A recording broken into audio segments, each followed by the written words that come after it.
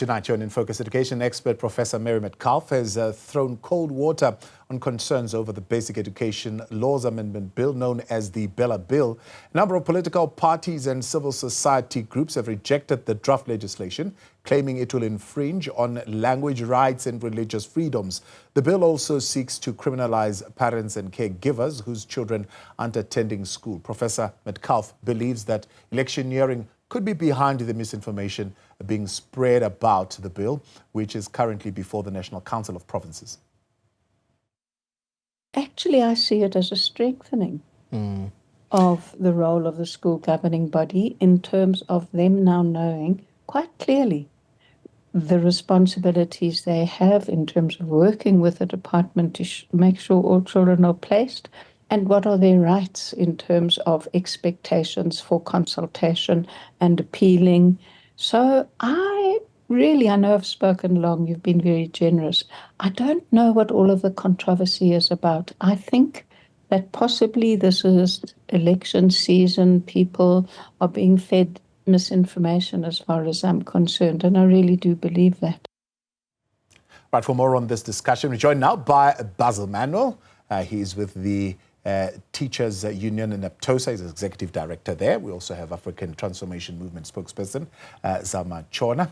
We'll be joined also momentarily by the Secretary General of the United Democratic Movement, Yongama Zigebe. You can weigh in tonight on the conversation, 072-110-5584. We ask the question, will the bill be effective?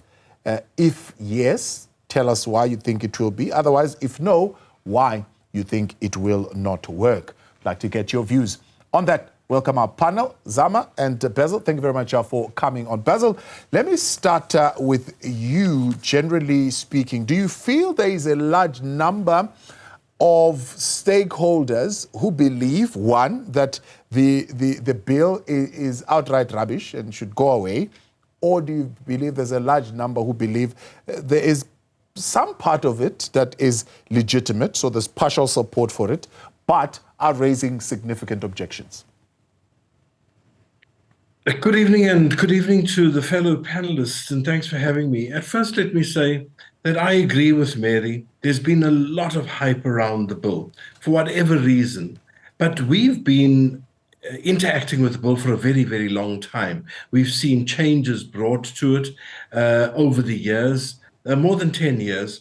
And now we've gotten to this particular point. And judging by the number of videos that have been made anti the bill, and things being added into the bill that don't even exist, and confusion, I would say there's a fair percentage of people who have a vested interest in ensuring that it doesn't see the light of day. From Naptosa, the teacher union perspective, we believe there's a lot of good in the bill. There are things that we definitely support, but there are also things we are worried about. And those we've aired, not only at public hearings, but also in the written submissions we've given. On a toss, if it goes through exactly as it stands, there are things we'll have to live with. But there are also gaps in terms of regulations to enforce and to make some of these things a little clearer. So we think that the hype is overplayed, and we'd like to see exactly how this rolls out eventually. Zama, you're against the bill. There are 21 clauses in this bill, and how many of those clauses do you outright reject, that you say are not suitable for the education system? Thank you so much. Good evening to you and the viewers. Let's just start on a positive note, and then I'll move just with one positive note, and then I'll move to others. The African Transformation Movement is one of the political parties and players in the space who believe that education must be compulsory. It must be free, it must be of good quality, and it must be compulsory.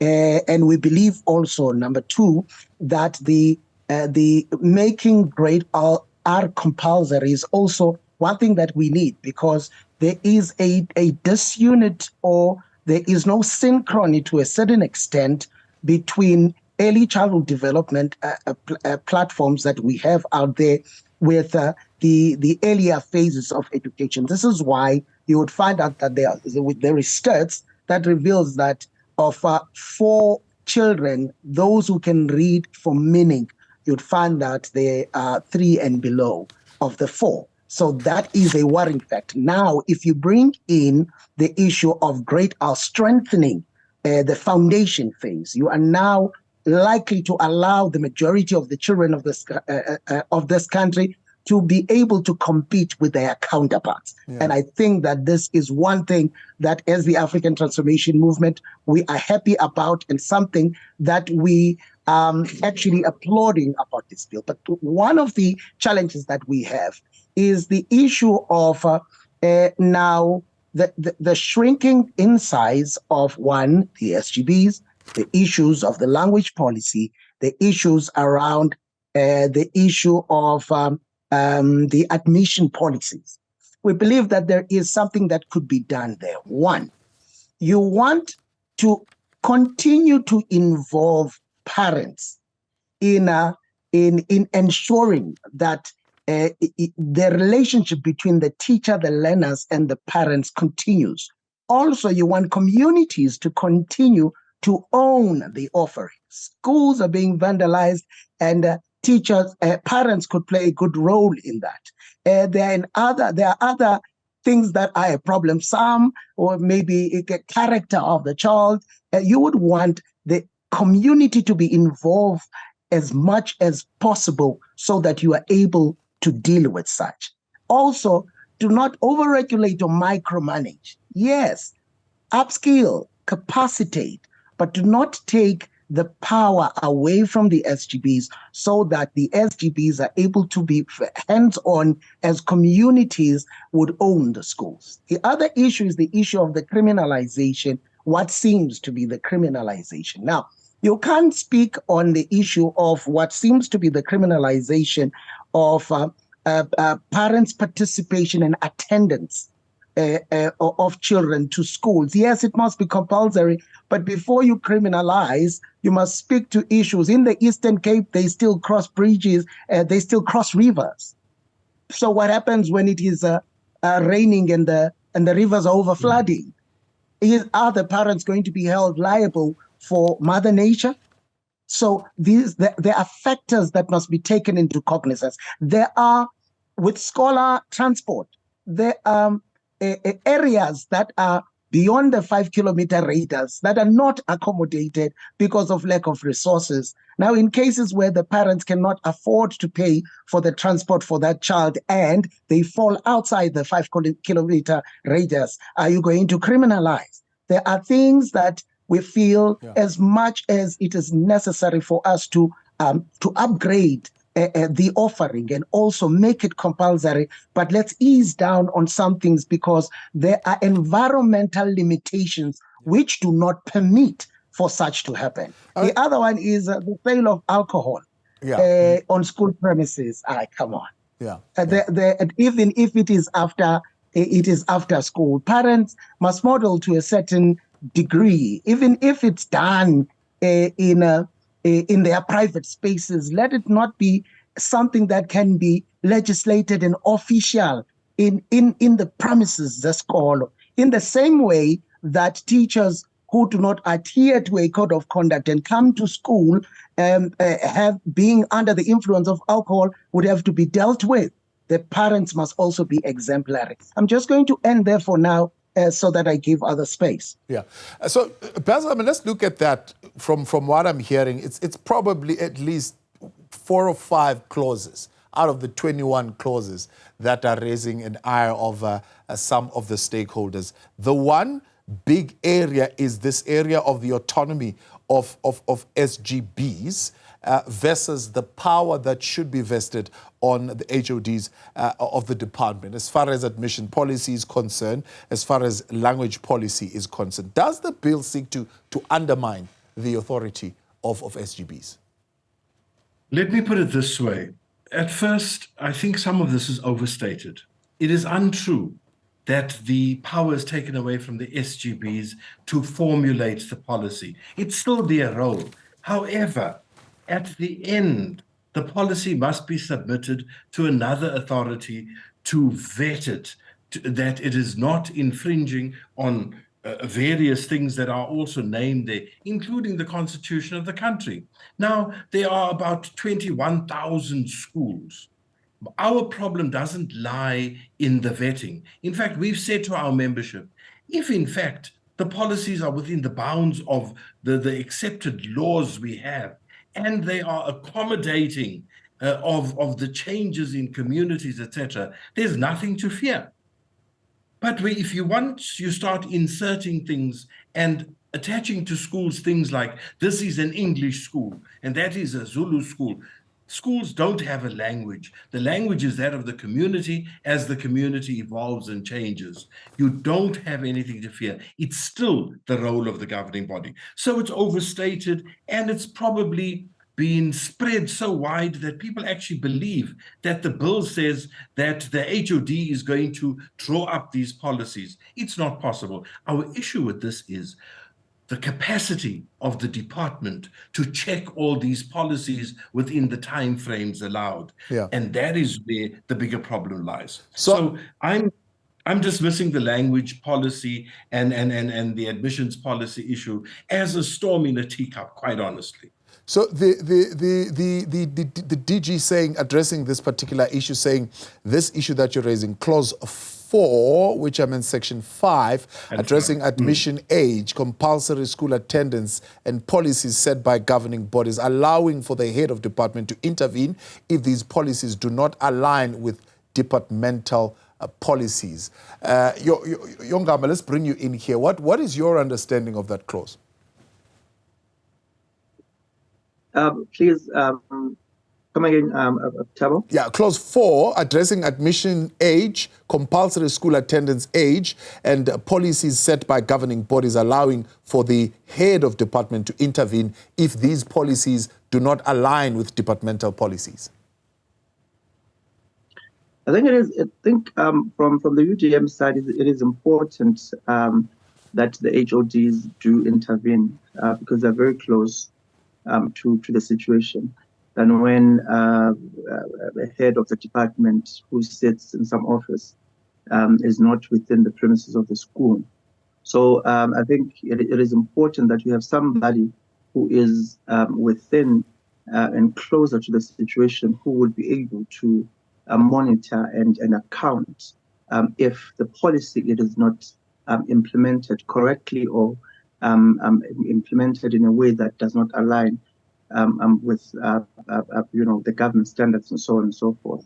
So if we are not going to have somebody who's going to be a watchdog within and closer to the situation, then we're going to have a problem because situations, as my colleagues have mentioned, such as language and everything, if they persist in certain schools which have been tagged to have been, for an example, African schools and so on, these things will continue to happen and we'll continue to see them. And we're going to continue having the media reporting on these issues and we're going to be reactive on them. But if you have somebody such as an HOD within and be able to be a watchdog and hold those who needs to implement accountable. All right, let's take a break. We'll continue in a moment. Get reaction from ATM also on that question. The clause also saying that it emphasizes that schools are still responsible for developing and keeping these policies. The intervention at HOD is really at a point when issues arise. What are your thoughts? 072-110-5584. We'll come to you in a moment.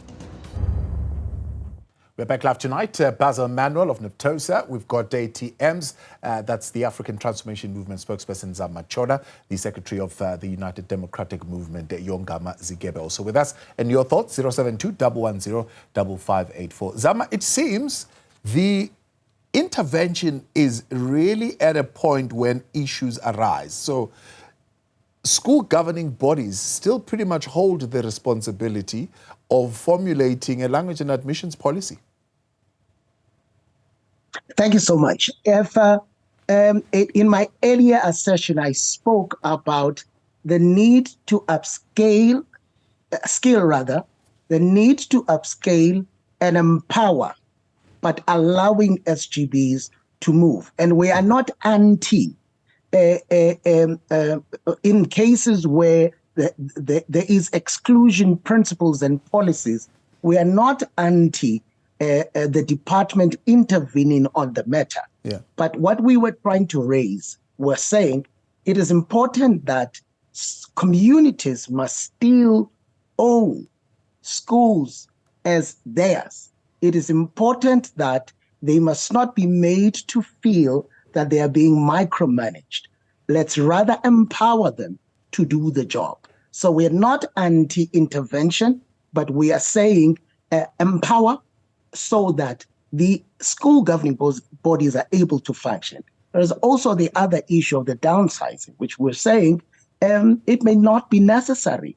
The more participants within the structure, the better, so that you enable the parents' ownership of the education of their children, so that you can say the three arms or the relationship that we have is a relationship that remains throughout time as a relationship that is sustained for the betterment of the offering. Otherwise, we're not anti-intervention. We are not anti-specialists. We're not anti-people who are put in place who understand the offering. But what we are saying, don't take away the power. Instead, give them the necessary skills so that they are able to move forward in championing the education system for the education of their children. Basil, the other question that Zama would have raised is that of compulsory attendance and its exclusionary nature, let me put it that way, and whether it is reflected in the clauses, because I know the department says, no, this is not just cut in stone to say, well, at the age of 6 you must attend, whether it's raining or shining, whether there's a river or not, you must just attend, or otherwise your parents are going to be penalized. They say it will involve inclusive education principles, but I don't know whether they are well articulated. Now, first of all, we are in support of the compulsory nature of schooling, but then it has always been there. It has always been part of the broad acceptance, but it has never been part of the law. And now it has become part of the law. The criminalizing, I can understand the caution that we have to have there. But of course, it is not. It can't be implemented frivolous. And our court system is such that it will not allow such frivolous implementation of such, because we've got to show that parents have willfully removed children from school and are willfully keeping them out of school for no solid good reason.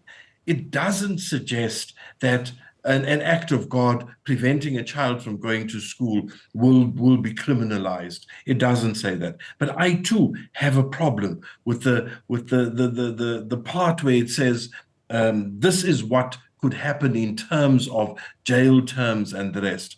I think that maybe at this juncture it's a bit of overreach. But on the other hand, it also makes it the department's problem, because there's now an obligation to ensure that children can be in a school.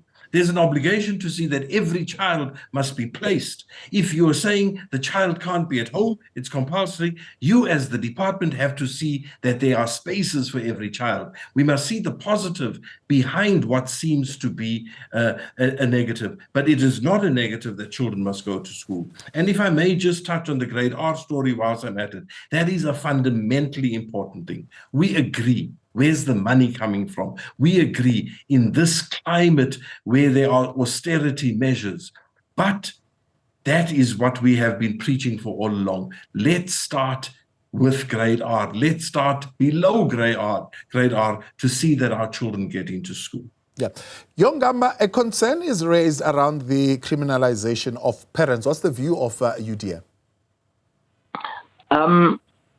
Okay. Ours is that criminalization of parents should not, in terms of the bill, be applied, in a blanket approach, because as one of my colleagues have said just right now, that there are instances whereby kids would not go to school as because of one reason or the other.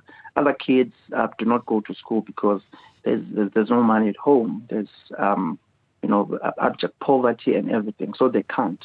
So we need to look at how we implement the bill and look at the measures or situations that our people are going through. Our government has failed over the years to make sure that we have living and decent work in South Africa. So these are some of the factors that we should be looking at. So you cannot just because a kid did not go to school and then without having an interventionary approach, criminalize parents for that. So we need to look at the situations that had contributed to this kid not attending school. Some of these kids, you'd find that, especially if you remember back then when HIV and AIDS was a huge scourge in South Africa, kids would have to take care of their parents who were are diagnosed with HIV and AIDS and everything. They could not go to school. What if it's that situation and the kid now cannot attend school? So you need to in implementation, look at those factors, because if the law is there to protect and also to protect the state, to protect children and protect parents as well, because we cannot persecute parents because they have nothing, persecute parents because they can't buy kids uniform to go to school. Because you find in other schools that kids cannot attend because they do not have uniforms, without even looking at the situation back home. So it's important that these HODs that are going to be there to make sure that they implement the bill very well. There's also a human nature approach that we're going to take to look at the situations that are propelling these kids not to come to school, and therefore be able to have an intervention approach whereby you send counselors or the departments of social development comes into play in order to make sure that these kids do go to school, but also back home they are well taken care of, because we are failing to take care of their homes. We're also failing to take care of them in school. Then the next thing we're saying, they should come to school, whether we like it or not. Otherwise, their parents are going to go to jail. It cannot be accepted. We need that intervention. Yeah. Let's look at this other part of the issue that is being raised, and that is the procurement of goods. The one being highlighted particularly is the procurement and the sale of alcohol on school premises, whether be it before or after school hours. But the second one is the management, Basil, of the personal interests of SGB members and the recusal of themselves in particular activities, so that they don't, do business with the school, so to speak. What's your take on how that's been approached? That is a standard practice, Thabo, in any business, where if you have a vested interest, you must recuse yourself. You can't be the referee and the player.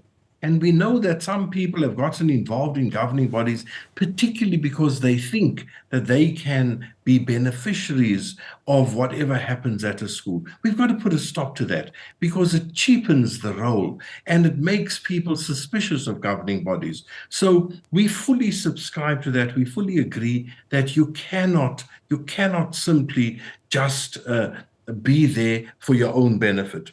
At the same time, we are also saying we must train governing bodies better. We've got to spend more time as the Department of Education training governing bodies so that people see what their real role is. If we don't, and this is speaking directly to parents, if parents don't play a proper role, then we start losing more and more of this authority that is vested in parents. And parents have a huge responsibility in governing bodies and schools. They must use it properly, but it's definitely not for self-enrichment. Let's take a WhatsApp message, 072-110-5584. You've sent through your thoughts on our conversation for our panel. It's Machakala Wandile, or Mchakala Wandile, shall I say, in the Northwest, saying, "Hi, Thabo, some clauses are good in strengthening our education system. The one on alcohol sales after school should be scrapped. The one barring educators from conducting business with the state should be scrapped. Educators aren't getting paid enough not to have a side hustle. I think the admission policy is fine. Language policy needs to be revised. Even in higher education, some institutions use language policy to create racial divisions among learners, students, and educators. Yongama, tackle the barring of educators from conducting business with the state, saying teachers also need a side hustle. If they are public servants, and everyone who is a public servant in South Africa is barred from conducting business with the state, and that goes without saying. And I think it's something that we should not be even debating, because it is there in the policies of government across that you can't be working for government and be doing business, with government. Whether it's within the premises or outside the premises of school, but if it's connected to the school, it cannot be in that manner. And it's even worse if you're mentioning alcohol. I think in this particular bill, we should not be even mentioning such things, because what are we exacerbating in our schools? We're saying that after school and out of the premises of school, that our children can be able to purchase alcohol and drink alcohol. Then what we're going to have a situation of enyobeni, whereby school kids died in a tavern, because it's something that has been cultivated within, the school culture, even if it's after school.